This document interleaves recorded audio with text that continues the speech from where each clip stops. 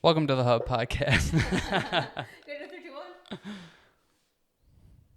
3, 2, 1.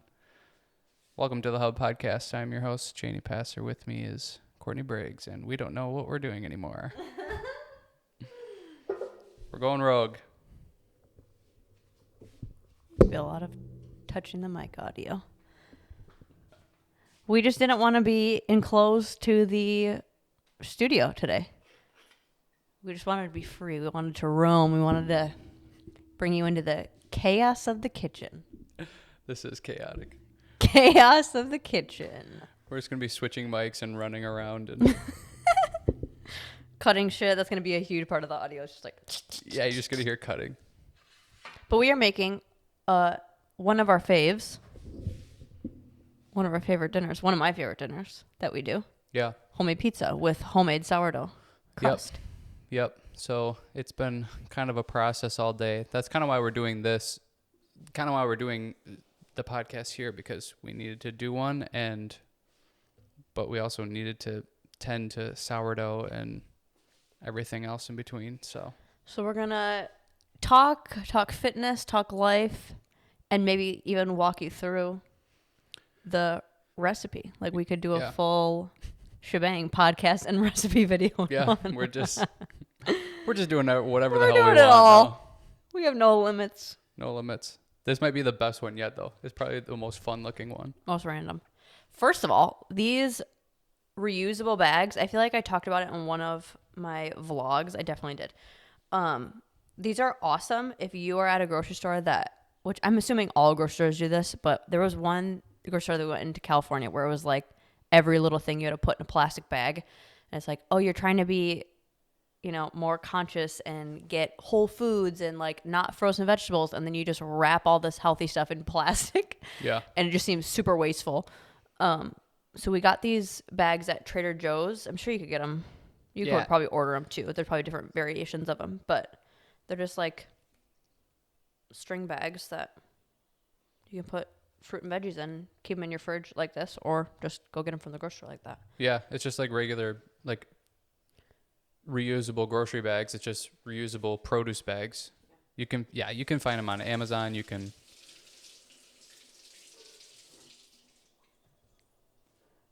This is gonna be a noisy episode for sure. It's like being in a real kitchen though.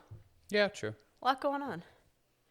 I'm in charge of the sauce. I'm always in charge of the sauce. It's pretty much the only thing that I am in charge of when we do pizza. I don't know. We both do kind of everything. Don't you think? I don't help with the dough at all. No. Well, not with the dough, but. Yep, we're doing a margarita pizza, just regular tomato sauce, basil, and then like globs of cheese. We don't have mozzarella. That's usually what it is, but we have like a white cheddar. I think it's like a white cheddar. And then the other pizza. I thought it was like a jack cheese, like something a little bit. I don't know. Maybe not. Whatever. We'll find out. But then the other one that we're going to do is just kind of a hodgepodge of random stuff. We're going to do a tomato sauce on that one too, right? That, ground turkey, green olives, and banana peppers. Mm-hmm. Yes. And then two different cheeses, right? Sharp cheddar and then whatever that other. The white and orange. So with the crust or the sourdough, it's just like baking, like doing the sourdough bread recipe that is also on our Hub recipe videos. You do the same process, but instead of baking it as a loaf of bread, you just spread it out into a pizza crust and then make a pizza out of it. So it's still a little bit longer of a process, but it's the healthier version, and it's fun. I enjoy it. I prefer, and it's not even just because taste wise, I don't think you can really tell a difference. So it's like, it doesn't taste healthier. I think sometimes when you make things that are on the healthier side, you're like, well, this tastes healthy though. It doesn't taste any different, but the texture and the density is so much more light. I love it. It still gives you that like dense bread, carby, satiating vibe. But I don't know. I like the sourdough way better than like if we've just gotten like, like the, what is it called? Like the fast acting yeast and did it that way, or like the pre-made crust at the store. Like I like this way better. It feels lighter. I think it tastes better. And then for the sauce, I mix it up every time. Just like what I want to put in there. Sometimes I go like heavy garlic, or sometimes I'll put a little bit of basil in there and let that cook down. If I'm really crazy, I'll do like just like put whole tomatoes in a little bit of water and boil them for maybe 30 to 40 minutes and then strain the water and kind of like break it down and put all the other stuff in there. But I've been cooking tomatoes just like cut up like this, like into fours, just on like sauteed them for like breakfast and stuff. And I feel like it makes them so sweet, and I've been loving that.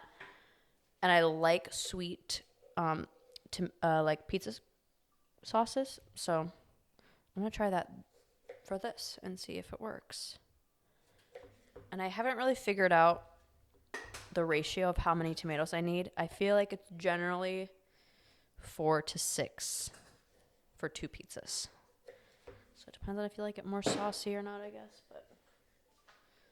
But yeah, then I'm just getting the ground turkey going. I just regular ground turkey in the pan, and then I'm going to season it with ground cumin for a little bit more. I think ground turkey is usually just so bland that I like to put a little bit of something on it, because it's just so bland and boring. Even when it's on like a pizza or it's in a rice bowl or something, like I usually always season it, because it's just bland. Yeah. Most of the ground meats seem to be. I don't know. The ground beef that we've been getting from the butcher box, I think that is actually very flavorful. Like sometimes I'll forget to season it, and I'll put it in like a rice bowl or something, and like I can taste when I'm like having like a bite of it. I can taste when I have meat in it. Oh, okay. Yeah. I don't know. I just always think it's bland. I like to give it something. Okay. Tomatoes cut. Yeah, and we got some kombucha from the grocery store. Kombucha babies. Little fun drink. That's what this podcast is. It's always a fun drink. Well, I've been feeling just like kind of weird lately, like stomach wise and digestion. I feel like you have been too. And I notice when I'm not, like that's something I should get more on the work weekends, is just like get a kombucha to drink. I always feel like that is such a like burst in what my body probably is needing, that I don't know. I feel like I don't use those to like drink them every day, or maybe you could or you should, but I don't know. To me, it's like a good, like, okay, I'm not really getting a lot of what my body probably needs. This was a good, like, crazy boost in that direction. That's what apple cider vinegar is for me. Sure. When I take a shot of that or do that, that's what it's like. It does actually really help my digestion. Yeah. So if you are worrying about it or something is feeling weird, just get some apple cider vinegar. And I think what does it say? Serving size is like a tablespoon or something. Just take a tablespoon of it a day, and that usually cures things up for me. So, and there's just so many different health benefits with it. Oh, they're just all over the place with apple cider vinegar. That's just like one of the many. Yeah. Well, and if you don't want to do the shot of it with water, and you want to dilute it a little bit, you could mix it with like a glass of water. Or if you actually don't mind the taste of it, I sometimes like to do it in like a tea, where we have a juicer, so you could like juice ginger, juice lemon, and then mix it with apple cider vinegar and put it in like hot water, like a tea. Or you could just cut up ginger, cut up lemon, put apple cider vinegar in there, maybe like a turmeric or something. And you could do it like as a tea, like an everyday tea. Like as a good like start of your morning cleanse. It's just like a super easy and cheap thing, I think, that you could start implementing into your, whether it's like once a week or twice a week. I know a lot of people use it to, like, it's just it's like antiseptic or it's like good for like cleansing and cleaning. And people sometimes use it for like hair treatment. Like if you once a month like scrub your scalp with it to just kind of like get all the extra gunk off, or like sometimes I'll just like put it over my face, but like a even ratio of water to apple cider vinegar, because sometimes they do talk about how it like messes with your pH balance. But it's good as just like a deep cleanse, not only internally but topically. Yeah, you use it for. I've so always many used different apple cider things. vinegar a lot. You use it in your hair, on your face. Yeah. What's that? Yeah, why don't you? Yeah, hopefully this works too. We're gonna try to get like close-up shots and have it be somewhat mobile, and it's just the Chaos podcast. It's everything. Chaos in the kitchen. That's what it's called. Chaos in the kitchen. It's hectic. That's the series. Chaos in the kitchen. But yeah, we usually like it's 6:17 right now. That dough should be ready in about 10 minutes or so to start forming and whatnot. It's really just like whenever we get all this stuff made now, so that we can put the tomato sauce on it and the cheese and the ground turkey and all that type of stuff. So basically just preparing everything, and yeah, I mean it's like it's all gonna go back in the oven anyways. So that's why I just cook the ground turkey right away, and then it can sit there and it'll get warmed back up. So it's not a big deal, but I would definitely cook the ground turkey before putting it on the pizza in the oven. I wouldn't put it on there raw, because that could not end up well. I think I'm gonna do this sauce What else is going on? I think I'm gonna do today? this sauce really simple. I normally do like garlic in it right away. I think I'm just gonna do like tomatoes. Then when it's done, like a little bit of salt, basil. Oh, really? No garlic? I don't think so. I think I just want it to be like really tomatoey. Do you want onion on the ground turkey one? Or do you think what we have is fine?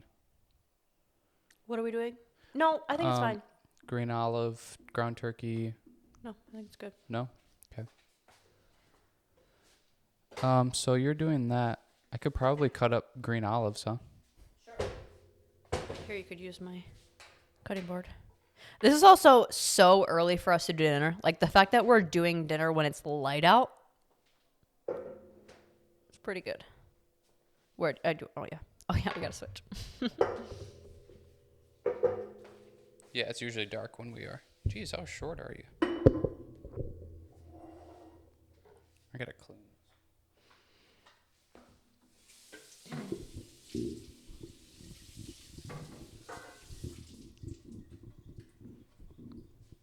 I feel like sitting on the counter is a lost joy when you become an adult. I feel like that's something like when you're at friends' houses or you're at like a sleepover and it's late at night. Like I just like think I put myself back in like, oh, we're in their kitchen just like hanging out, but we're all tired, so we're like sitting on the counter or sitting on the ground or whatever. Maybe 0 people can relate to that, but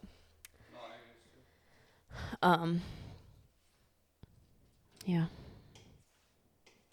What now? I have been loving working out with it warm out. I feel like we talked about this in the last podcast. Like I am such a different person when it's nice out and sunny and it's consistently warm and I can go outside and I don't feel like I have to like bundle up or, I don't know. Even for growing up in the Midwest, I feel like I was not made for cold. So when it does get warm out, I'm like, oh my gosh, yes, this is what I need. This is what makes me happy and fulfills me. And then because we have a garage gym, like it sucks when you have to work out and it's freezing out or you can't open the garage, like you're in the darkness because you don't want the wind to come in. Yeah. Yeah, it sucks. It sucks when it gets really hot though too. Yeah, that's true. Like when it's 90 degrees out and we have to work out in the garage. And there's no that was AC bad. out there. That was really bad. We just have a fan. Like Yeah, that was bad. That's pretty rough. Also, maybe no one will remember this because maybe no one was watching the podcast at this time, or it's the same 3 people watching the podcast. During like one of our Christmas episodes when I was talking about our stovetop espresso maker, well, I burnt the handle off of it. Yeah, you destroyed it. It literally like I don't know if there was like the wires that were keeping it, and like there was like a bunch of frayed. It's not wires. What is it called? Frayed. It What was do you like mean? whatever. It was like metal attaching the wooden handle to the like iron part of it, and it Oh like shit! burnt off. These aren't pitted. What? These aren't Oh, pitted. so they're hard in the middle. Yeah. Oh, it's gonna be added extra work. Cut around the outside. Yeah. This is somehow your fault. I don't know how, but So we got a new one. yeah, I think it's cute. I think my mom mentioned it that probably just like it ran out of water in the bottom. Oh no, And I told you that's I didn't what- even put water in it. I forgot. Oh. I totally messed up. Like it was 100% my fault. It wasn't like, oh, it just got used so much and then it burned. It's like, no, how this works, probably can't see the camera so far away, but if you unscrew it, like you put the espresso. Oh yeah, close up. Did we use this already? I did. Oh, okay. I was like, there's literally grounds in here when you when you bought it. Not full grounds, but I did this. I was like remnants of the grounds. I was like, this was used. So what you do, and I'm gonna actually do a video, I think later on, of how to do colada, because I did a rundown video and I never posted it. I took it out of my vlog because it was too long. But how you do it is you put like tightly packed espresso in this top part right here, and then water goes in there so that when you put it on top and you close it up, you're basically like the water, the boiling water, it steams up through the espresso, and it's like it's like sand, like if water like came bubbling through sand, and it's like a thick espresso that comes out. Wow, I want some right now. And then it comes like, it almost looks like melted chocolate. That's how dense it is coming out of this top part. Well, when you don't have any water, it's literally just like burning espresso grounds with no steam to like make it turn into liquid. So it's like basically just like you're putting fire to espresso grounds. And it burnt the shit out of it. It made it so hot. And then this thing right here literally just like fell off. But we got a cute new one that will match our, hopefully the decor colors that we're going to go with for our next place. So I'm pumped about it. Why do we always go to this color? I feel like like the pots. Like I'm not even that huge of a fan of that color, but. I like it. I think I like the color.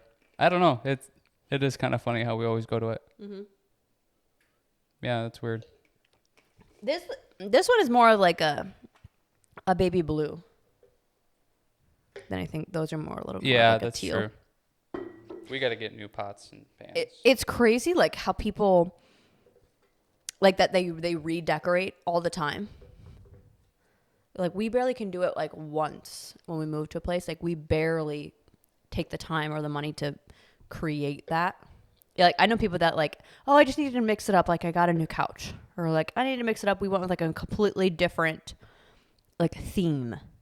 So then they switch all their colors up. They switch the pillows. They switch the blankets. They switch the what's on the walls. Yeah, I don't care enough. Unless it's like a utility, like it's like a pot and a pan where you use it and stuff, and that starts to go bad or whatever it is. Like I don't really care about decorations but that's probably kind of like a male to female thing. I don't ever even think about that. Like the walls could be bare and I wouldn't even notice. Sure. When you mix that, will you mix up my tomatoes too, please? Yeah. Who won last night? That game that I fell asleep on? Who won? Gonzaga did. Holy crap. That game was so intense. And maybe I don't watch basketball enough. Because that seemed like it was like, they scored, they ran down, they scored, they ran down, they scored, and it was like fast paced. It was fast. Or I was like, oh my gosh, they have to score. And then they did. And it's like, okay, well now they have to score. Like it became, and then like the first time that they didn't, I was like, oh, this isn't a movie. Like they're not making this up as they go. Yeah. That's what's crazy when it, it does get to that where it's like, it's almost like this is better than a movie. This is, you can't make this up type of thing. Yeah. Like that's how this whole tournament has been this year though with March Madness is it's like every game is like a nail biter and comes down to the last 10 seconds. And it's been like this all year or all tournament. But yeah, the one guy in Gonzaga was awesome. Timmy. Timmy. And his parents watching. Like the dad was being such a dad. Yeah. Like he would like the whole time. Every time they like did a pan shot to him, he was just like this. Yeah. Like but it wasn't in a like a negative like, oh, the dad's always disappointed kind of way. It was just like He was just composed. It was like there was no cheering. There was no like, oh my gosh, what's going on? Or like, oh no, he missed it. It was just like, yep, I'm watching a basketball game. Yeah. Yeah, it was awesome. It was a really good game. You should have seen the post game like interview with that Timmy guy. They asked him like what he said to the guys in the locker room or coming out of the locker room at halftime. Yeah.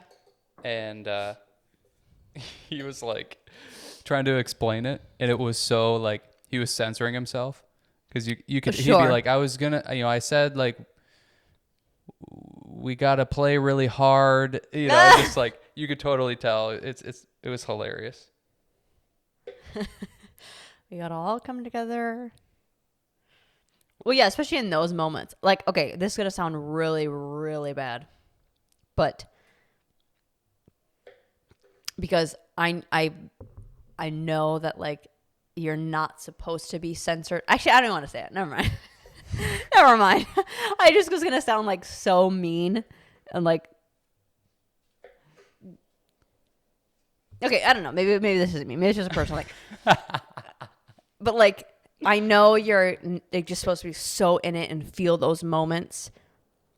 But like, there is nothing more unattractive than to see boys like get hyped about it. I know that's mean, but like you're so mean. Like anytime a guy says like or screams like let's go, yeah, I can't. You're so mean. I know. You literally hate Tom Brady then. That's like his thing. Well, because he made it up, so that's fine. He didn't make it up. He made it up. No. Definitely didn't make it up. I don't know, but when they just like say crazy stuff or when they're... Never mind. I'm just gonna... I knew I should have said it. I knew I shouldn't have said it. Let me guess. You don't... It sounds like you're saying you don't like when people are passionate. Just guys. And it's not passionate. It's like... It's literally only in that context. What is so unattractive about it? It's...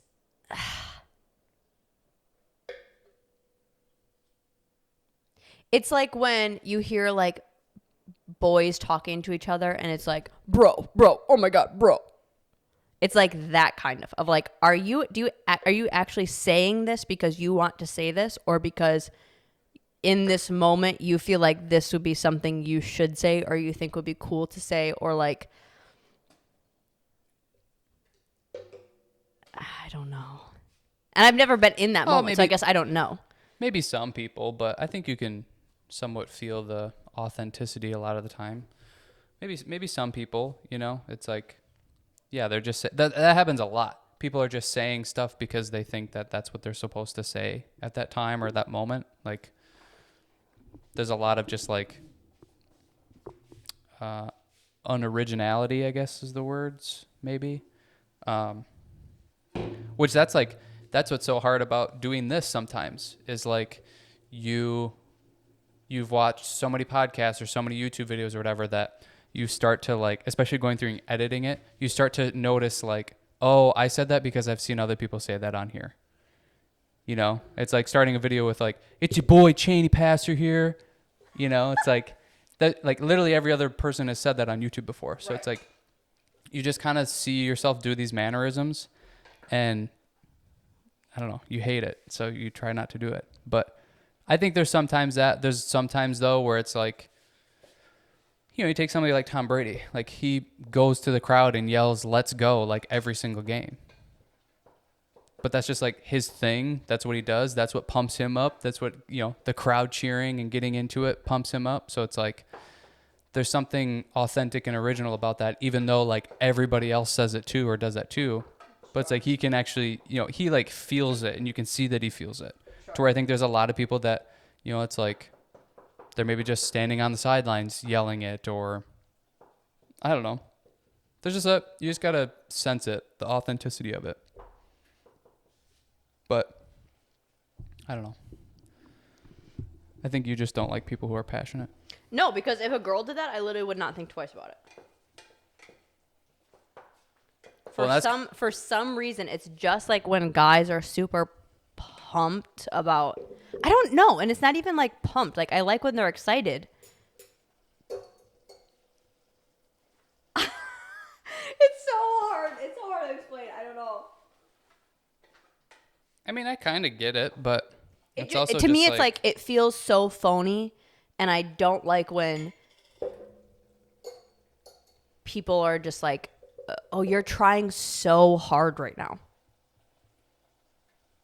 and maybe that's what it just feels like. It doesn't feel authentic. It just feels like, "Oh, you're trying to be like every other bro right now." Which maybe I should be more compassionate towards that. That you're like, you don't feel like you can just be whatever. Well, sometimes, I mean, you think about it, like they don't know how else to be. It's like us starting this channel and stuff. It's like you just kind of not thinking about it are doing or saying or acting or, even creating videos or whatever that everybody else has done before. It's like you don't know any other way to act. So it's like when you see, you watch the NFL and you see the way that they do things and they approach things, and you see like those players, what their social media looks like, and it's like, well, I want to be an NFL football player, so you just naturally start doing those things. It's whether you do them on the field or you do them in the pregame or postgame when you're talking to your teammates, or your social media is just all workout videos and you doing ladder drills in the sand and stuff. It's like you don't know how else to be. Sure. So you just start mimicking in a way. Yeah. Okay. Yeah, I suppose. It's challenging. Like I don't know. It's just like anything. It's hard to find your voice when you're first starting out. It's hard to not emulate somebody else. Sure. Because, well, that's what I like, and that's what kind of gets me pumped up, or that's what gets me to, like, those are the podcasts that I watch, so I want to be like that and do that. But then you realize, like, it maybe doesn't feel right or feels unauthentic, or... Yeah. And that's probably what other people are seeing then. Is it's like, oh, you're uncomfortable. I can sense that. I can see that. And you're insecure. I can see that. And maybe that's what I'm feeling, so then I'm, like, getting weird about it. Because, like, that makes me feel unsafe. Like, oh, you don't feel safe and secure? Now I feel unsafe. Yeah. And maybe that's probably why, like, I don't feel that with girls. I just feel that with guys. Because with a girl, I'm like, it's okay that you're being insecure or don't feel unsafe. Like, you don't need to be that for me. To where, like, any guy, I'm just like, oh, you feel uncomfortable and weird and, like... How am I supposed to follow you? That's funny that it's like it's a certain gender almost, or it's like you have that with males but not females. Yeah. Maybe it's like, it's even that little bit is like the, what's the word I'm looking for?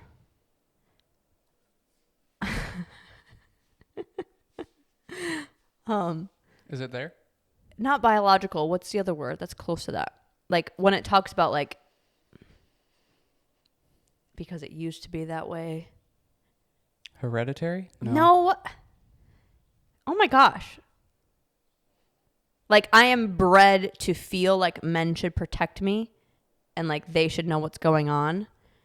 So then in like even a moment like that where they're like celebrating, it's like, oh, you feel uncomfortable and weird and you're saying things to like either be cool or to sound cool or to sound like someone else. That feels uncomfortable for me, and it feels like they're not able to like protect me. Because in that moment Sure. they feel scared and insecure, so then I feel weird and scared. Sure. Well, I think naturally, like Insecure. people are always kind of trying to pick mates. You know, it's like Sure. it's the ape mentality, I guess. It's like you're constantly analyzing and picking mates. It's just this complex now to where it's like, yeah, you see that. You see a male being insecure or see somebody being insecure.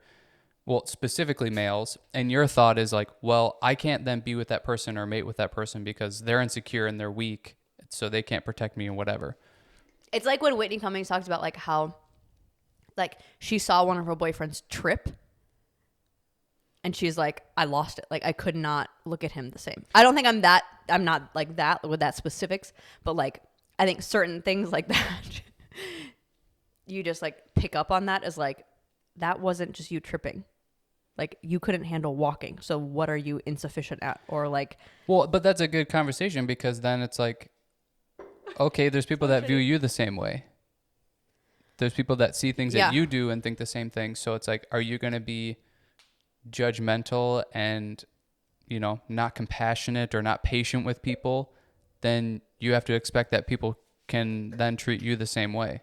They don't have to be patient with you. They don't have to be compassionate with you. They can judge you as much as they want because it's like if somebody trips and now you can't be with them anymore, that's not necessarily like, oh, this person can't protect me. That's just you're a bad person. no, that I know. And that's so extreme. And it's not like I wouldn't be able to see past that. Like I've definitely been able to see past that and like go just like, no, this is weird. But it's like my brain knows how to reconfigure that and go like, no, they're just excited and they won a game. Yeah, it's important to them. And that's important, but like they chose to respond in that way to where I can like go like, no, it's okay. I still find them attractive. Or like they can still protect me. They're still a boy. But I'm just talking about like the initial response that my brain signals or my body gets is like, "Ugh." Yeah, I get that. Ugh. I think we all have that. Like we all think weird thoughts or we all do that. It's just then can you correct it to be a mature person about it, you know? Yes. And I can. Yeah. Because it was like you with Foursquare. Just kidding. I was awesome at Foursquare. That was honestly one of the times where I was like, oh my gosh, we're the same. Not the same in like oh, I would do that. But like when you came in with the printed out rules of Foursquare, I was like, wow, he cares about something so ridiculous. That's awesome. Like he's so passionate about it just because it's like athletic and physical that like, it's like, no, I understand we're just in gym playing Foursquare, but like we're going to be legit about it. Well, and there you go. That's a perfect example. Everybody else probably would not. They would think that is stupid or silly or annoying or whatever. Every other female, I should say. But there's just something about me to you. So that's why it connected. Sure. But then when because you that make happens your... too. It's like, there's another perfect example. So the story with Whitney Cummings and the guy trips, that just wasn't going to work. If you can't handle him tripping, that just wasn't going to work. And it's probably good to listen to that voice and maybe move on. But then you still have to analyze and calculate like, okay, am I being a bad person? Or was this just a representation of like, yeah, this probably isn't going to go anywhere. Sure. Towards like somebody playing Foursquare and being, you know, competitive about it in gym class and writing rules and stuff and whatever. It's like, that shouldn't be, that's a reason not to be with somebody probably. You know, at least to most females, it's like, this is ridiculous. This is so weird. Yeah. But, you know, it wasn't. Yeah. So it's like, it's also just a feeling and dependent on the people and the person. Sure. And those are like the two extremes of, oh, this is so silly and weird and you like that. And then this is so silly and weird and like, this is enough for you to break up with somebody. But that's where it's like, there's just unwritten rules about it. Right. Yeah. Cause there's definitely been the same moments where like you do something like that and I'm like, oh, it's a weird feeling. But then like you can still break it down and go like, okay, it's just, I'm feeling that because of whatever. I get uncomfortable when men get excited. I get uncomfortable when, you know, whatever. That I can break it down to like, okay, no, it's not that I don't find him attractive. He was just doing something in that moment. Yeah. Just like anything else. Ready to do this? Yeah. Do I leave my station? My talking station? We can't both be over there. How about you get it I'm out? going to knock the dough out and spread it out and stuff, yeah. And probably should start this, don't you think? Because what else do we need? We have the ground turkey done. We just need the cheese, the basil. The sauce is done. Yeah, right? Yeah. Okay, so I'm going to start the oven. Ooh. Please tell me we have more basil. Yeah, we do. I also need to raise. And I think it'd be good to get a shot of that. Sanitary to do while we're cooking, but I'm taking my hair out. Because it hurts. I wish this is like one of those. Ow. Wow. I feel like there's so many feelings that like I won't be able, like I would never experience because I'm not a boy. And then same thing, like reverse, because you're not a girl. This is one of those feelings that you will never feel. The pain, if you're a girl, you will 100% know what I'm talking about. The pain of when you take your hair out of like a tight bun or a ponytail. Your scalp is just like screaming. Feel that. It's like a pillow. Whoa. That's good. Because you're like almost like you're that probably is totally cutting me off. That's probably like your, what is it called? Like your roots have been like in one position for so long and then they like are settling. Oh my gosh. Also, it's so gross brushing my hair. What did you think of the workout? I thought it was easy breezy, lemon squeezy. It was good. I feel like when it's warm out, it's just, it's good. Dry scooping the pre-workout, I didn't realize that it had that big of a difference. I felt it way more. Really? Way more. Like, that one that we took, it never, like, makes me, like, the itch. And it was itching. So, it was, my ears were itching, my face was itching. And, like, I could tell, like, it was way more blast.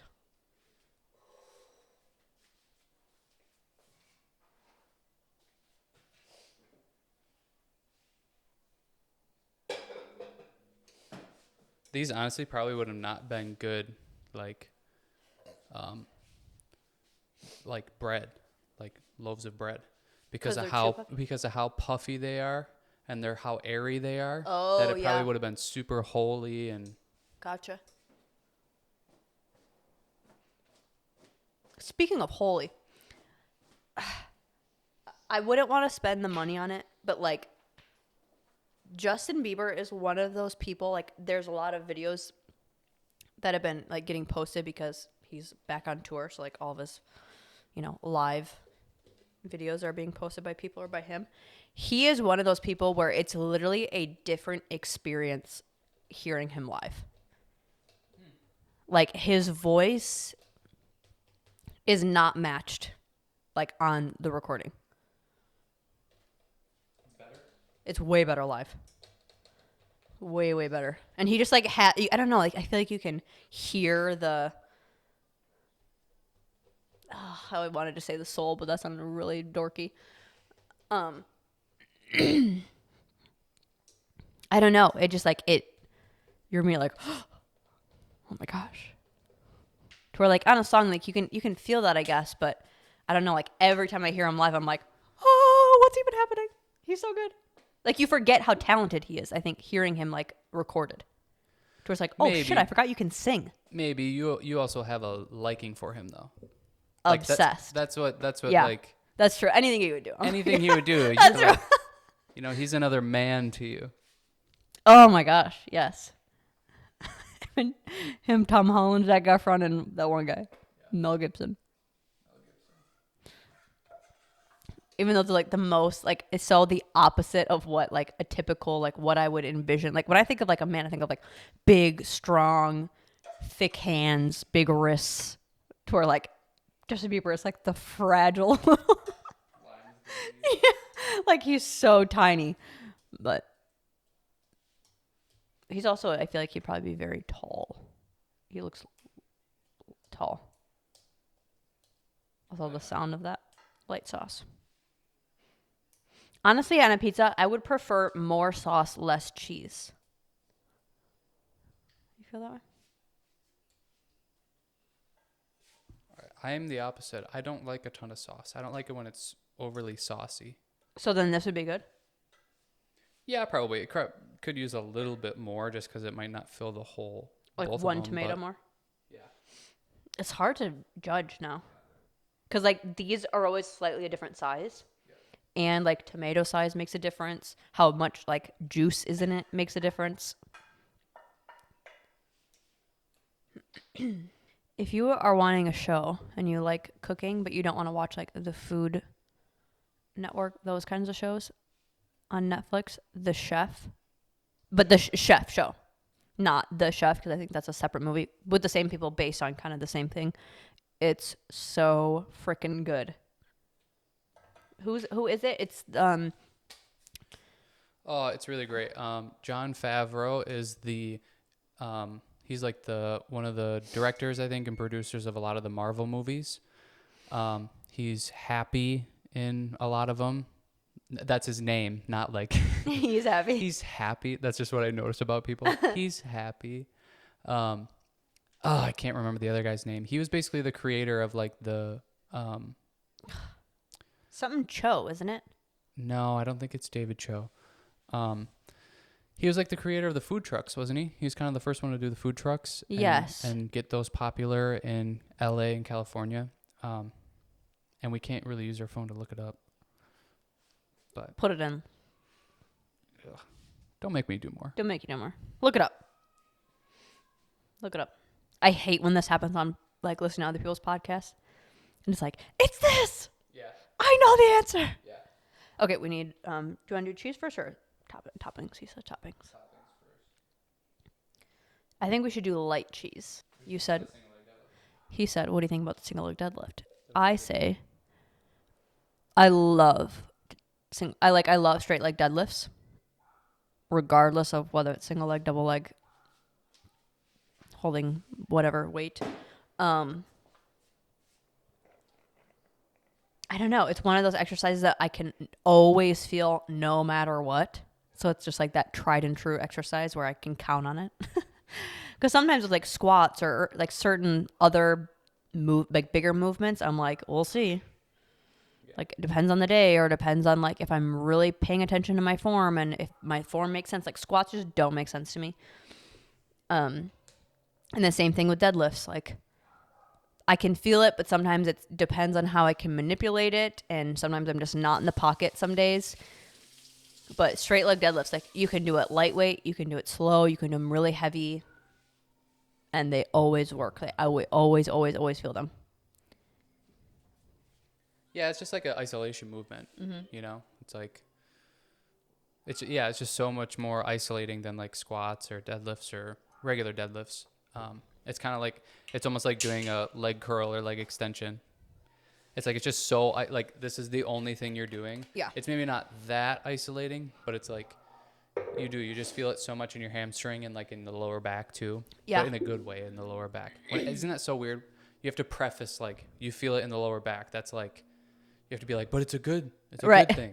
It's like everybody has lower back problems or, you know, that everybody's like, well, my lower back is really, you know, it's like, no, this is a good thing. That's an interesting like fitness thing to do. I feel like I should move that camera.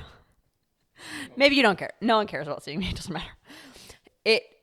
That is something that I feel like we see a lot, like with the back stuff or knees. I feel like it's always the knees. Like that is something that I feel like people always say like, oh, my knees hurt when I do lunges, so I can't do them. Or my knees hurt when I do squats, so I can't do them. Or I feel like it's like with, we were just talking about this when you're correcting my form with chest press. Like, it's like people always feel it in their elbows or pincher their shoulders, or sometimes it's wrist, but most time it's like their elbows. And they'll go like, well, I need to adjust it, or I need to do this instead, or can I change my grip, or can I change whatever, or they'll down the weight, or they just won't do them at all. And I feel like that is such a missed opportunity. That's like, that should not be your first thing that you should go to. It should always, always, always be like, well, what's wrong with my form, or how can I adjust it? Because you should never put limitation. Like, really not many people should have limitations to where they can't do a certain exercise. The answer should be, or the question to yourself should be like, how do I adjust and what do I need to work on to be able to do that exercise? Do you want to switch? Yeah. Why don't you do it? Yeah, I think the most common thing that happens is usually, oh, this hurts when I do it, so I need to stop doing it. It's always like, I need to stop doing it, and can I do something else instead? When it really should be, okay, how do I solve this problem so that I don't have this issue anymore, but I can still continue to do it? It's like, you want to be able to do everything. That at least should be the motive, or should be the, I don't know, the dream, I guess. It's like, I want to be able to get up off the ground when I'm 80 without having to grab onto stuff, or like, oh, I can't sit on the ground, I won't be able to get back up.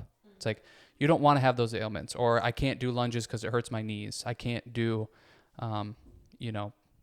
whatever. I can't do overhead tricep extension because it hurts my elbow. It's like, okay, you have an ailment, so we need to fix the ailment, not just avoid it. Because when you avoid it, then you're gonna like, you can't do it. Like, you can't do that exercise anymore. You're just gonna continue to get rid of exercises over and over again, and then all of a sudden you're down to like, you can only do 3 different things. It's like, well, that's no fun. Then there really is no point. Towards like, usually, can we do the globs for the margarita? I'll have to do it differently just because this cheese doesn't break like mozzarella. No, I think just like cut it and, maybe just do like, cut it into like cubes. Okay. But yeah, the direction should go, okay, I need to learn how to figure this out or fix this so it doesn't hurt anymore. And I get that can be a tall task, especially when you maybe don't know a lot to begin with, or it's really painful. Like, there's a ton of people where you do lunges and it really hurts your knees. And I get it. It's not that I don't believe them. I totally believe you. But then it shouldn't be, let's not do these. It should be, okay, I either am really weak here and I'm having a lot of things compensate in order to do this exercise. So I need to strengthen a lot of areas.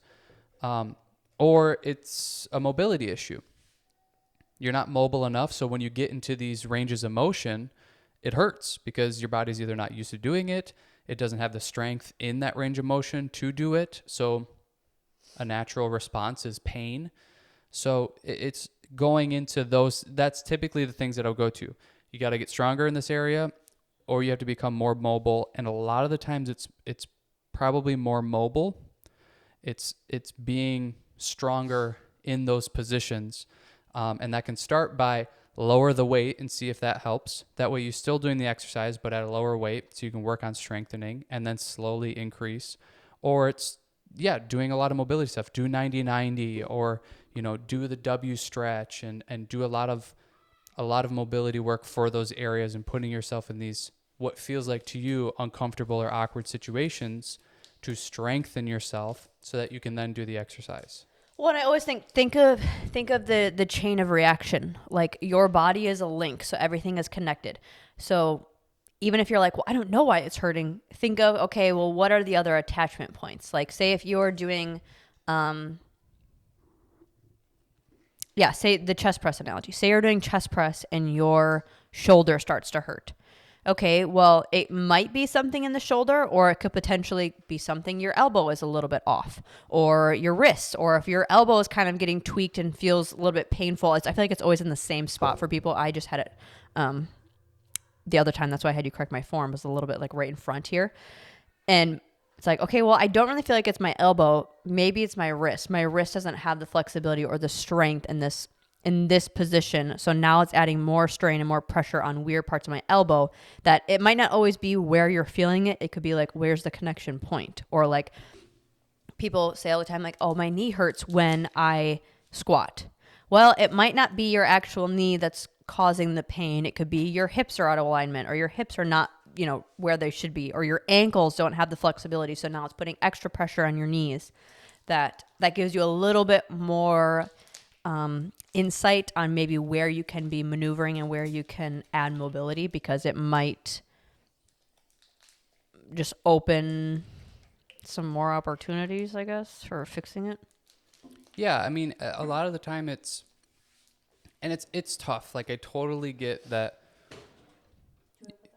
people, it's easier to just like not try to fix it and just to not do it and do something else. And it takes more effort to look into things and research and try to find a way to solve it. And that's just more effort. So I get it, but I don't know. I'm one of those people that I think like your health and your wellness and your ability to move, that stuff is super important. It's what's literally going to help you live longer and live like a better life, because you're not hurting all the time, or you're not limited to what you can do because of pain, or, you simply just can't stretch that far type of thing. That's like, if you want those benefits of being able to have that and do that, it's like, you gotta look up stuff. You gotta, and listening to podcasts, listening to our podcast, listening to Mind Pump, listening to any other health and fitness podcasts, and taking what they say, trying it, applying it, seeing if it works, and you'll figure some stuff out just by doing that. So it's like, you really don't need a ton of effort. It's just a little bit more than what you're giving typically. But it's like, that little bit of effort is the difference between you not having pain during exercises or just everyday life, or you having pain and can't do certain things, and that just compounding and getting worse as you get older. Yeah. That's what does end up becoming, it becomes a bigger problem, I think, is the point of it. Of like, okay, so your elbow hurts or your knee hurts a little bit now. Well, if you don't do what you can do to try to help that or fix that, it's just going to become worse. It's just going to get worse and worse. Like, it's not, sometimes just rest and staying away from it. Like, you might have just tweaked something cool, but if it's like a chronic pain all the time, that's not just going to go away. I am the guy she's talking about with the being too hype. You will never be too hype. You don't have it in you. Talking to the mic. You don't have it in you to be too hype. It's not who you are.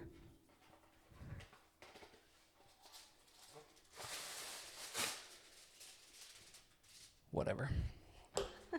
Do we want to do the olive oil? Yeah. On the edge?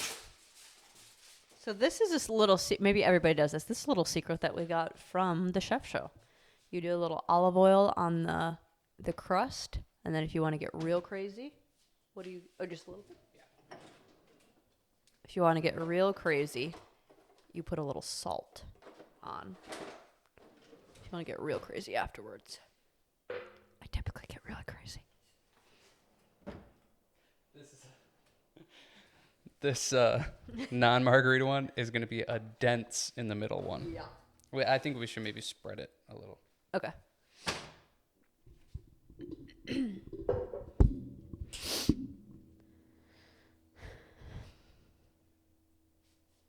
That's gonna be. What do you think of the narrow chest press? I kind of forgot about doing them. Like I really liked it.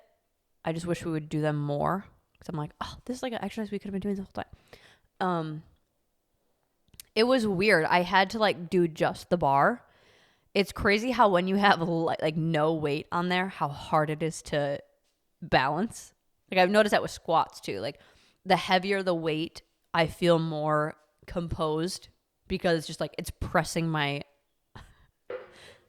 it's pressing everything into the ground. So there's not much teetering that I'm able to do, because it's just like leveling me.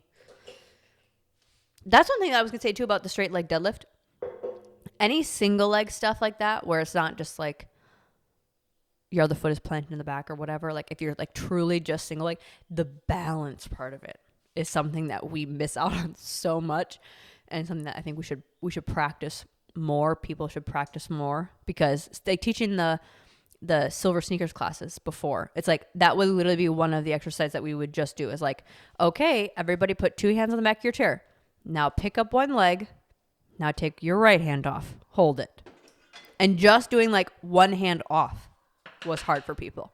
And then you have to do both hands. And that, like, it's weird how just something simple like balancing, it's like, okay, well, you don't really need to use, it's not like you're required to like stand on one leg all the time. But it's even like transitioning up the stairs or walking like right to left. It's like that doesn't seem maybe like balancing when you're younger, but when you're older, and it take like that is a little bit why you start walking slow or why you can't run anymore, is because that transition of weight is so difficult.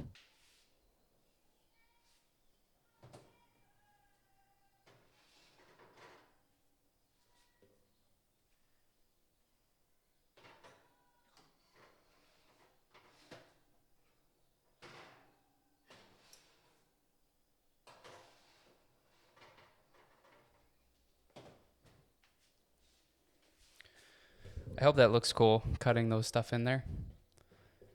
Yeah. Where should I move this? I don't know, just set it wherever. You can set it over there, over here. Somewhere out of the way. Okay, now we clean up. Clean up, clean. It's crazy how like we don't utilize, and maybe they do, and I just like don't remember, like how we don't utilize songs more with teaching children. Like they click to it so much because of that's how like their brain functions at that age. Like, well, and maybe adults do too. Like I feel like we remember lyrics for, or like jingles easier than we do like actual facts sometimes. But if we like hear it in a song, we'll remember. Like the 50 Nifty United States song. It's like even now I could still sing it. Yeah. But yeah, like anything I put into a song in my classes, they will remember.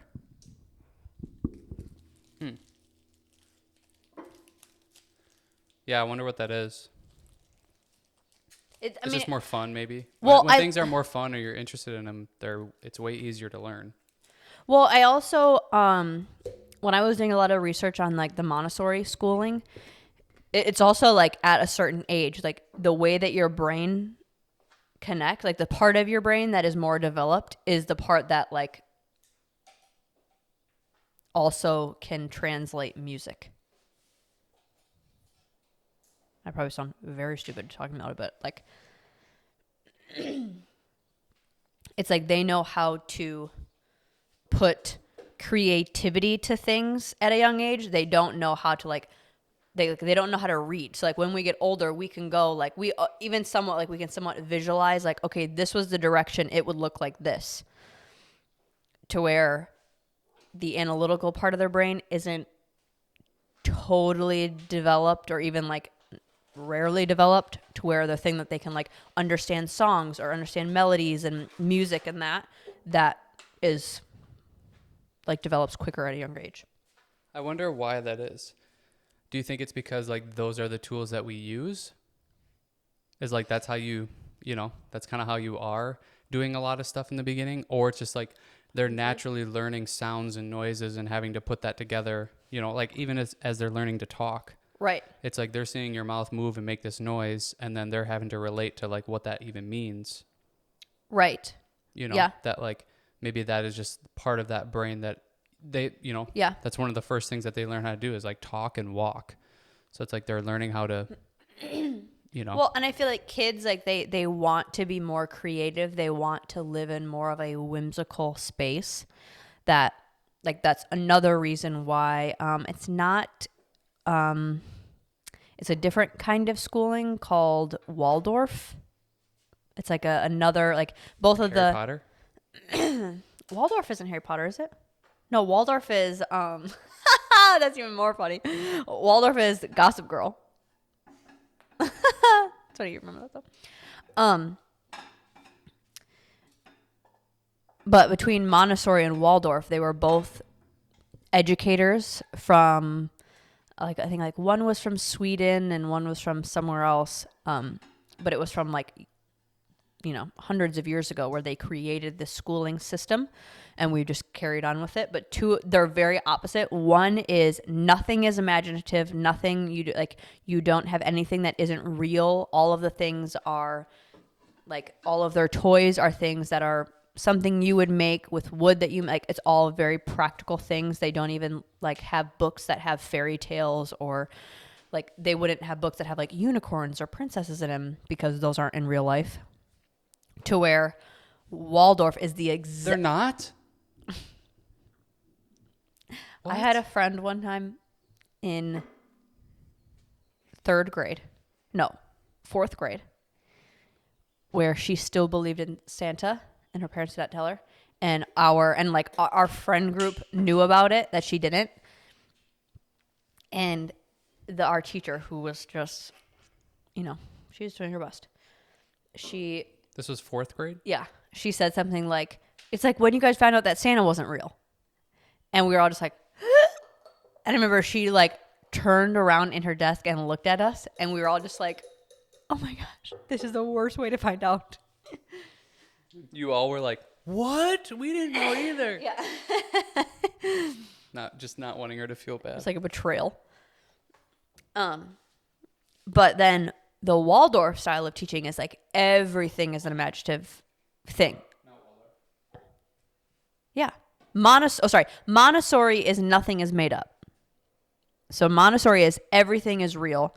Waldorf is everything is an imagined, like they learn how to do things through either song or through story.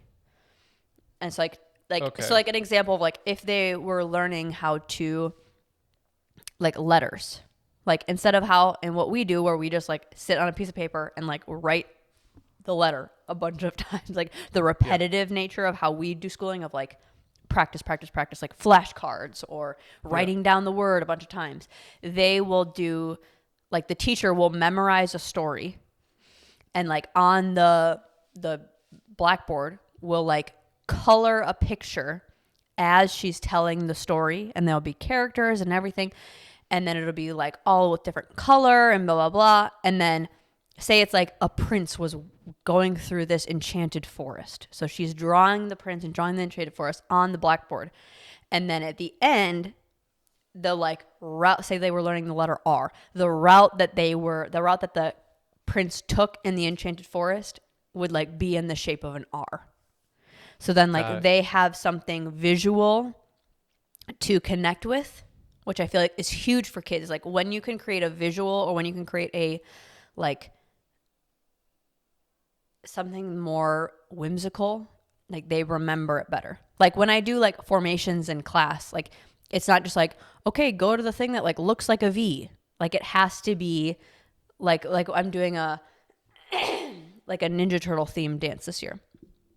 So like their beginning formation, and most of the time I let them decide what it's called, but like that's like our ninja circle. Yeah. So instead of just like do the beginning formation, like do the circle, it's like it's a ninja circle. Or like I sing a song in my younger kids class to like when we go transition to like the mats where they're going to go across the floor. Like I call them waiting mats, and then we do a whole song while we sing it to transition to the waiting mat. Yeah. It's so hard because it's like I get both sides of it.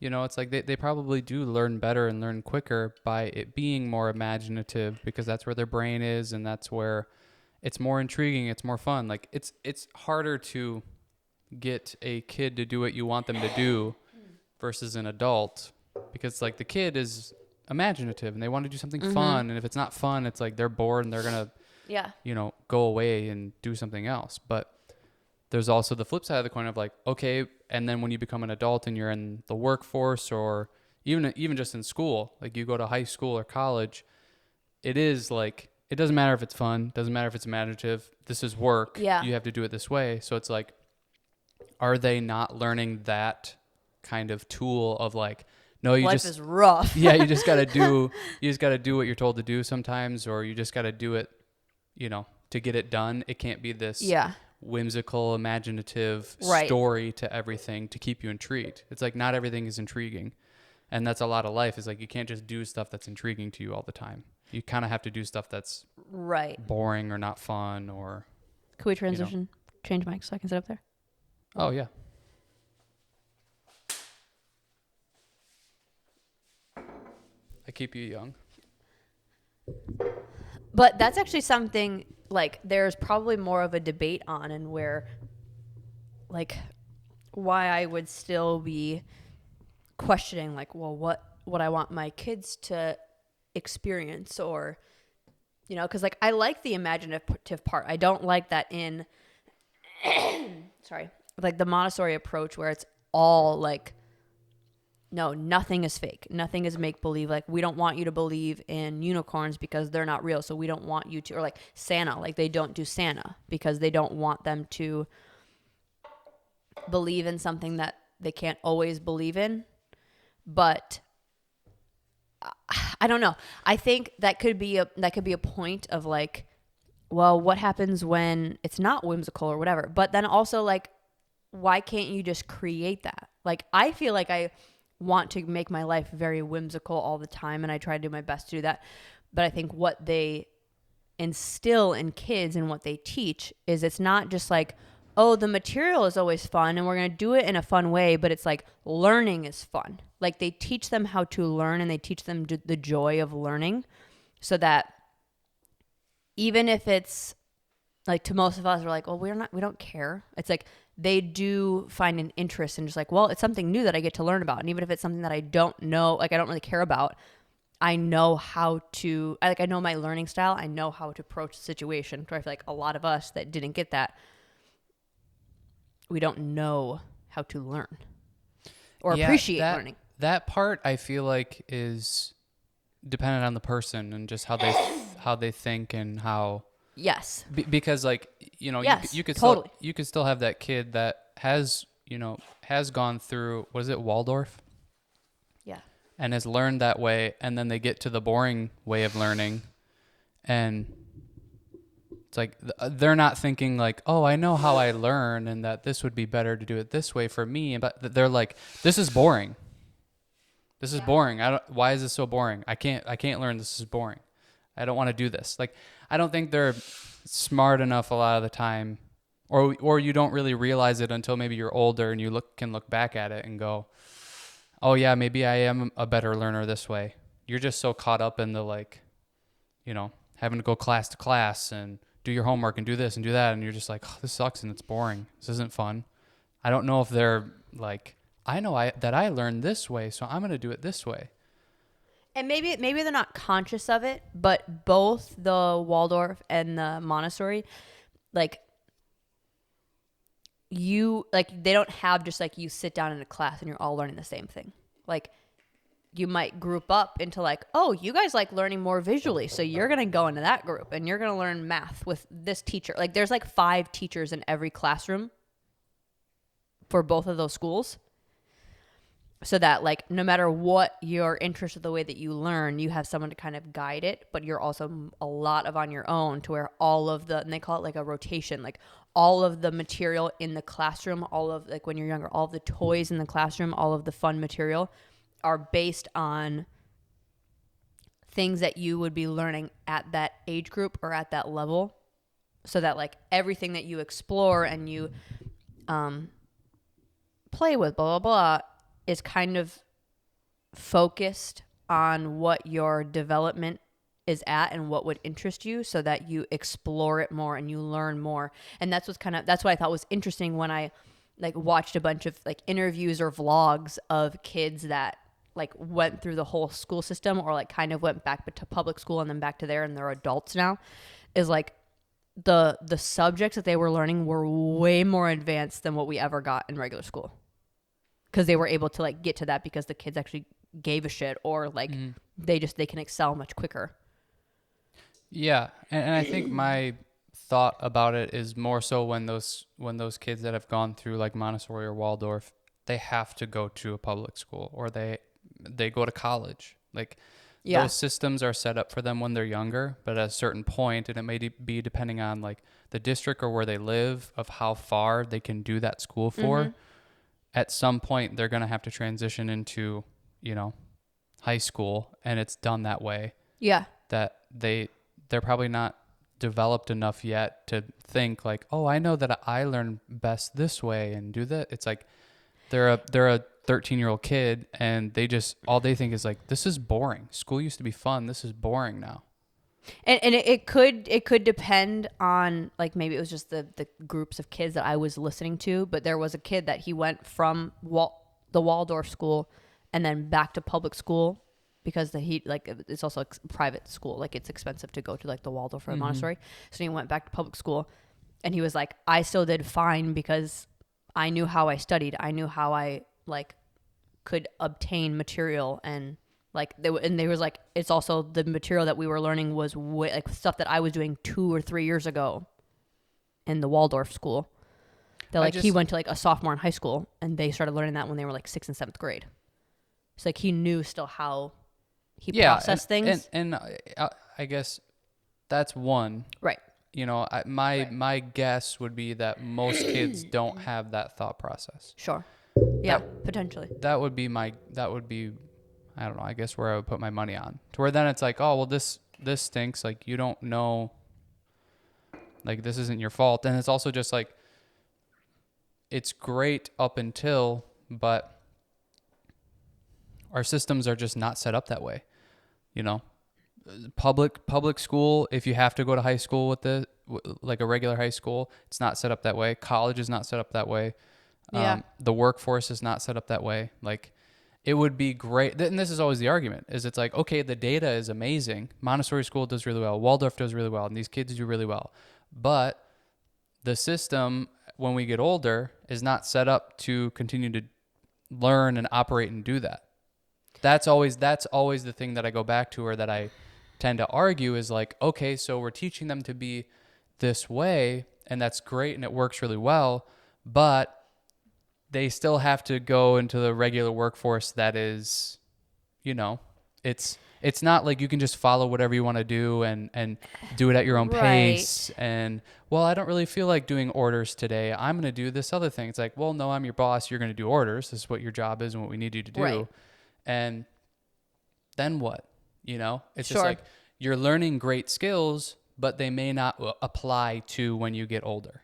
See, and that's where I don't know. I don't know if they do.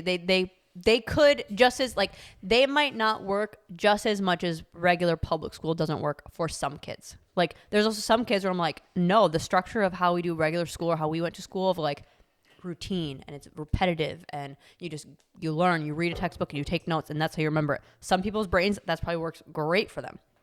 For me, not the case.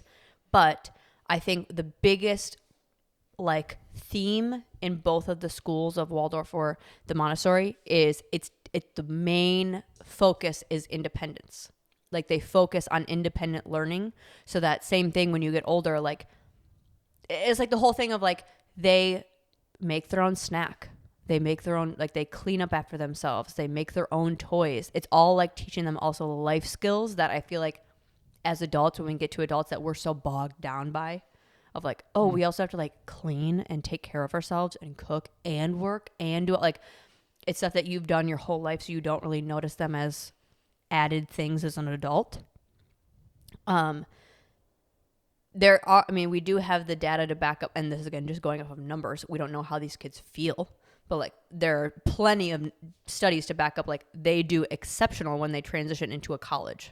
Like, when they take like the SAT or they take any of those tests, like, they are way more advanced typically than coming out of a regular, just normal, maybe not pre-prep, like just a normal high school. But how do they feel emotionally? And like, do they feel like they struggle with that? The transition into like working, is that hard? I don't know. Yeah. And because like their test scores are awesome. Yeah. Yeah. I don't know. And then it's just like, I don't get, And maybe it's because of kind of what I'm saying is like the system is just set up that way. But it's like, okay, so why isn't everybody doing this then? Why isn't everybody adopting this? If this is so successful and it does so well, why isn't everybody doing it? Because it's weird, and it's not public. Like, you have to pay for that kind of school. It's like a private school. And that's just what I don't get is like, take away the public, private, paying for whatever. It's like, if you're looking at the data and this type of learning and even teaching is more efficient and does better, why are we not doing that everywhere? It can't be that difficult to, like, a lot of teachers are just handed a curriculum anyways. Right. So why can't we just have them do a seminar or learn a curriculum to do it this way? My guess is just it's probably to money. Like, we don't have the funding to be able to like maintain schools like that. It's like what I said, like they have 5 teachers to a room, to where we can shove 26 kids into a math class with one teacher. Or like, like a 4th grade class, you can keep that same class and then they transition to something else, to where it's like the 5 teachers, they keep the same kids for like 3 years, I think. Or sometimes it's 5 years, to where it's like you'd have such that's why you have to pay for it, because like it's a limited. Yeah, I get it. I get that everything kind of comes back to money. It's not mainstream either. It always ends up being money, about money, but it's like efficiency is going to make you more money. The country is going to do better if we're more efficient. It's like, so. I don't think people see that though, when it comes to like kids in school. Well, I guess I don't get why. It's like, how many figures of power or, people that are, I don't know, trying to do better or make better always talk about like, it's the youth. It's about the youth. We need to make sure that they're getting a good education and yada, yada, yada. And it's like, you're literally giving them the shittiest form of education. Like you said, you're sticking 30 kids into a classroom with one teacher and you're wondering why it's not working. And you're having the same base curriculum, like probably state by state, to where then you have these couple spots of Montessori school, Waldorf that maybe do better. These kids are learning better, learning faster, retaining information better. Why are we not just switching the curriculum and doing this then? And I get it. It comes back to money probably. It's because you can't hire 5 teachers, blah, blah, blah. It's like when people do better, everybody does better. Like a rising tide raises all ships type of thing. It's like, so you need 5 teachers in a classroom to do 30 kids. It's like, so hire 5 teachers. To me, this is like, money's not really real anyways. We just print more all the time anyways. Sure, inflation goes up and whatever, but it's like we just print more money anyways. So it's really not a thing. It's not really backed by gold anymore. It's not really even real. So why is it such an issue to, put a couple more numbers in a bank account and have these teachers actually do, like, then the youth becomes more efficient. They're smarter, faster, better. They learn more throughout their life. They can then help and give back to the community more. It's like, I don't know. It doesn't make sense to me. It's like, but it would be the obvious direction to go. But it always comes back to, well, funding and money and blah, blah. It's like, it's money. It also takes more effort. It's like what our whole freaking podcast is about. Like, the information is there. The data is there. The numbers are there. We know lifting weights makes you feel better, look better, live longer. But people don't want to do it. They still want to hop on that freaking treadmill. It's the same thing with this kind of school. Like, we just keep shoving more kids into a class. It's like my cousin, like she said, you have like 40 kids in our class. Yeah. It's like we start putting more kids in the class, but we don't add the teachers because kids are constantly being born. and we're keeping more, like the population of schools now is going crazy, but you can't just keep, like, teachers already feel like they're underpaid. We can't add, they're not going to add more. And it's the mainstream thing of like the Waldorf, like that's still so niche and it's weird. And it's like hippie kids go there because they play outside and play in the woods and make their own toys. And it's just, it would be very hard to convince a lot of mainstream Americans to transfer into that type of learning because they're going like, well, I didn't have that. I don't understand it. Just put them in math. I don't understand. I didn't have that. Like, and that's what I just don't get. It's like, why? I don't know. Why be so closed-minded? It's like if the research is there, if the data is there, the, real person testimonials are there. It's like, why wouldn't you go in this direction? And I get it. It's because of money. It's too expensive or whatever. and it's weird. And it might be weird, but it's like, I don't know. Well, and also there's a lot of argument of like, well, we want our kids. But that's what I'm saying. It's weird. It's like, be more open-minded. Yeah. Who gives a shit if it's weird? Does it work? Yeah. Yeah. Yeah. That's all you need. I feel like there's also some pushback too of like, well, kids should be kids, which I agree with to a certain standpoint, but also like kids love to feel independent. Kids love to have their own autonomy. That's pretty much what you're teaching them to do. Like, because you can also bring these styles into parenting. Like that's what I watch a lot of is like parenting videos of how to bring that into the home front. That it's a lot of that of like have them have a little kitchen set that they can do their own dishes. They can cut up their own food. They can make their own snacks. They can like do their own, like put laundry somewhat away or whatever. Yeah. Obviously you're not gonna have them like run, but maybe once they get, consciously old enough. But again, I feel like that's a way younger age than most of us would think that they like that. You're not taking their childhood away. You're giving them freedom and things to do on their own that they don't feel like they need you for. And then when they get older and when they have to start doing it anyways, it's not this like, oh my gosh, now I have chores, or like I'm an adult and I have to do dishes. What? Like that takes away my fun. It's like, well, you've been managing doing this since you were 3 years old. Well, it's like, what does every like, 1-2-year-old girl do?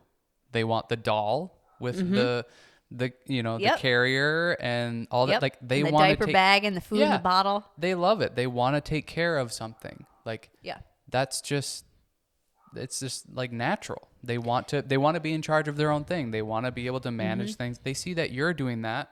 They want to do that and be like you, or they think that this is how life works, that it's like, I don't think it's taking the part I think is taking their childhood away is like Santa's not real, Easter Bunny's not real, and there's no unicorns. Like, I don't like that. Yes. I think that stuff is. I think that limits your mind. Yeah, I mean, I feel like there's a creative aspect to all that you may not work that muscle in your brain type of thing. Yeah. If you're not thinking outside of the box or thinking in a fantasy world of maybe this could be possible, and then you actually go try it and holy shit, it is. Mm-hmm. It's like, how do we come up with new technology and science and stuff anyways? It's through creativity and creating something that isn't real. Yeah, that doesn't exist already. To where, and there's also like, I mean, it's like there's a way to do the Santa thing in a good direction or positive direction. It's like, you can make it, I think this is something Bert Kreischer talked about. When his kids or the oldest one found out about Santa and that it wasn't real, it was kind of devastating, but then it was also like, yeah, but you get to be like in on the thing now. So like you can do all the fun stuff that the parents are doing. Yeah. Of like setting all the things up and making it exciting for the younger kids. And like that is so much more fun. Yeah. To me, it's like Halloween. It's way more fun to be the person giving out candy and doing the scares and all that type of stuff than the person going door to door. It's like way more fun to set up outside and do all that stuff. It's way more fun to be the one be the Santa and set everything up and do all that. It's like, and that could be different from person to person, but I think there's a healthy way or a positive way to have that transition happen that I don't know. I don't get the Montessori idea of like, that's not positive or that's not good. I don't think it's as traumatizing as people say. Like, I don't even remember when I like found out about Santa, and I don't ever feel like it was like, oh, you lied to me. It's like, as parents, yeah, you have to. There are certain things that, like, you're not going to just tell them about drugs and murderers right away. It's like, so what's the difference? When they find out that's real, that's going to be a bummer. It's like, there's no difference with Santa. It's like, at least let that be fun and exciting and magical. I think we put so much of our adult weirdness into that and fear of, like, someone lied to me and that would hurt my feelings. Or like what I've heard of, like, well, they should feel weird that a strange man is coming into their house uninvited and, like, through a chimney. I was like, kids aren't thinking of that. And if a real, like, scary person came into their house, they would feel much different about that and would probably think that's weird versus Santa. Like, I don't think there is a correlation of, like, well, if they let Santa in the house, they're going to let any man in the house. It's like, no, I don't think that's how it works. Wow, those look thick. That is a deep dish.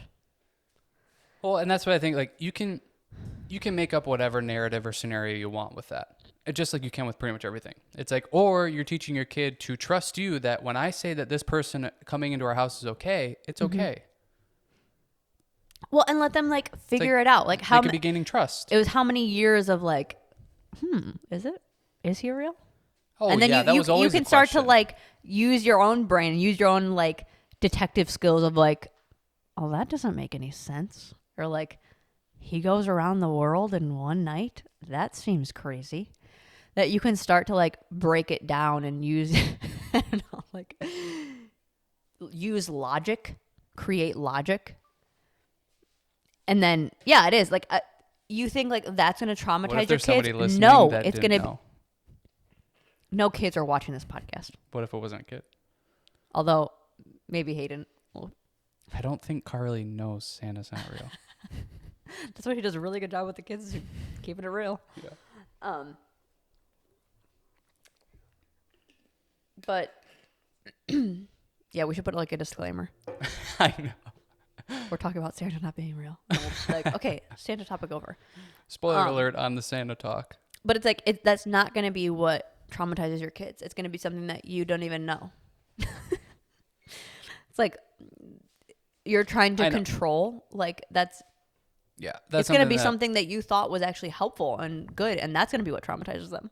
Right. Well, when we brought this up before too, it's like we talked to your dad about that the one time. It's like, what would you have done differently? And it was stuff like, you know, been more on top of, like, school stuff, and and it's like you could. I'm doing fine without it. Yeah, it's like whatever you think it is, probably as a parent, that ends up not being what the thing is. Yes. And maybe it's because you put so much emphasis on it that it ended up being something else. You know, some parents are so worried about, like, oh, I didn't come from a lot of money, so I need to make sure I go make a bunch of money. And then it ends up the kids are upset or sad with their parent because they're working all the time. They're never around. They're working all the time. And the parent's going, well, I'm making all this money. This isn't what I had. I'm making all this money for you. Yeah. It's like I just want to see you every once in a while. I want to see you. You work 80 hours a week. That's no fun. So it's like, yeah, you're never going to be perfect. You're never going to. No. That it's like, I think it's kind of that coming from lack or thinking of the negative. It's like, if you're thinking about how to not traumatize your kid, you're going to traumatize them. It's going to be worse than you wanted. You know, it's like, but if you're focused on giving your kid the best life that they can have, and, you know, maybe giving more than what you had and trying to do that sort of thing, it's going to end up a little bit better, I think, because you're not running away from something. You're not coming from lack. You're coming from a place of, like, I have a lot and I want to be able to give a lot and do better and do the best that I can. That's and way I hope more. You do even better than I did. I hope you do analyze your childhood and go, you did not do good with that. Or I liked how you did that. Or, like, I would have tweaked that, because that's, like, evolving with time. Like, you should be better parents than your parents. Well, and that's a way better place to look at it and approach it from, of, like, I'm going to try to be the best that I can, and hopefully you find the holes in it too. Yeah. Rather than, like, you know, I had a bad childhood, so I'm going to do everything I can so that you don't have a bad childhood either. Right. It's like, well, now you're just all in the negativity and weirdness and just all gross. Yeah. Should we eat, or do we got to wait a little longer? We got to wait a little bit, but I think it's probably a good time to wrap it up and whatnot. because we're going to eat, and I don't think anybody wants to see that on camera. I don't know why. I feel like we're just going to do this all night. Because, like, in such a casual space. Yeah. I'm like, we're not going to stop talking, so why would we not record it? Well, and this is what we do. Like, this is how dinner usually goes. Well, that's why, like, I kind of like this, like, chaos in the kitchen You really like that title and name, don't you? Yeah. I can tell when you do because, like, you just start making it be that thing. Like, I really love this chaos in the kitchen thing. It's like you just make it. I so 100% do that. Notice there's no conversation if this is what we should title it, or this is what it is now. 100%. What was something I did that recently with? I just started calling something the wrong thing. Whatever, it doesn't matter. But yeah, like another one of those, like, we're not like putting on this conversation because it's the podcast. Like, this is 100% a conversation we would be having if this wasn't on. Yeah. So it's cool to just like, this is who we are. This is what we're about. Yeah. This is how we making operate. Dinner with us. Anything else you want to say? Let us know if you like the setup. Yeah. This one was fun. I would do this again. Yeah, it was fun. I like mixing. Maybe this just becomes the podcast. I like mixing it up. I think we should do one outside when it's not crazy freaking windy out. I feel like it's fun for the people watching too. Like, yes. Not the same boring thing. And it's like, oh, they're making something, or they're walking around, or I don't know. They're animals in their real life habitat. Not just sitting in a chair. I like when people mix it up and like mix up the scenery. Cause it's just like, you do kind of like see the same thing all the time. And I feel like maybe you can feel that, like, when we're getting bored of a space, maybe. Like maybe that energy is coming into it and you're feeling that, or I don't know. Yeah. I like it. Cool. Well, like and subscribe to the podcast or to the YouTube channel. Follow our Facebook page, The Hub Fitness, our Instagram @thehub_fitness. And thanks for doing dinner with us. Ooh. We will see you next time.